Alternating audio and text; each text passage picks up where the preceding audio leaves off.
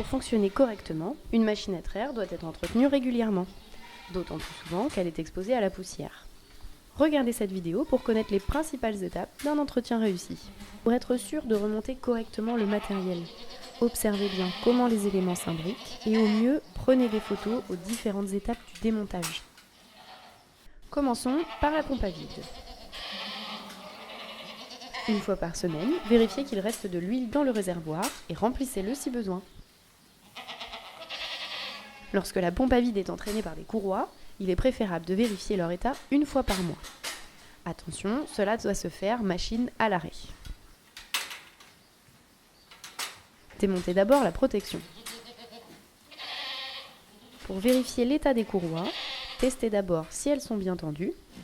Ensuite, faites-les tourner pour vérifier qu'il n'y a pas de fissure. Passons maintenant au régulateur de vide. Chaque régulateur se compose d'une partie qui détecte et évalue le niveau de vide et d'une autre qui le régule. Selon les modèles, ces deux parties sont distinctes ou non. Dans tous les cas, il est important de veiller à ce que les filtres et entrées d'air soient toujours propres. Pour nettoyer le régulateur, commencez par le retirer du circuit de vide.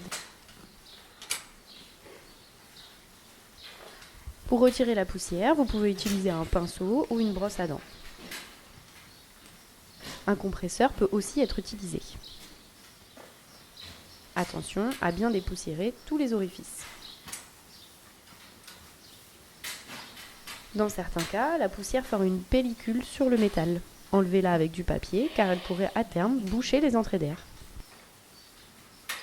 Enfin, passons au nettoyage des pulsateurs.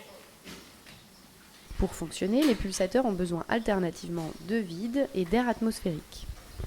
Il faut donc également nettoyer ces entrées d'air. Lorsque ces entrées d'air sont directement reliées à l'air atmosphérique, nettoyez les grilles ou mousses qui protègent de la poussière tous les mois.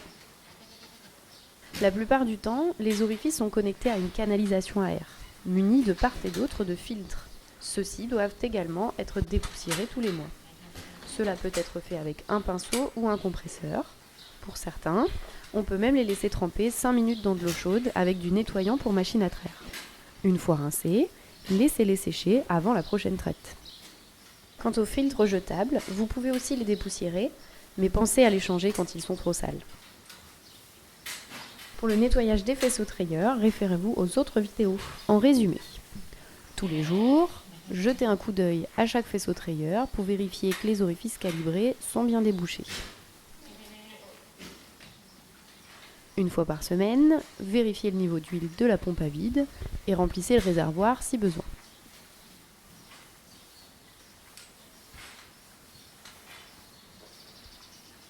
Tous les mois, vérifiez la tension de la courroie de la pompe à vide, nettoyez le régulateur et débouchez les entrées d'air des pulsateurs ou les filtres de la canalisation à air filtré selon le matériel que vous avez.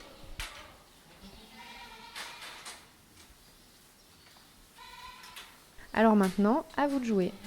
Et n'oubliez pas, si vous constatez un fonctionnement ou un bruit anormal, n'attendez pas les cellules, faites appel à votre concessionnaire ou à votre conseiller traite.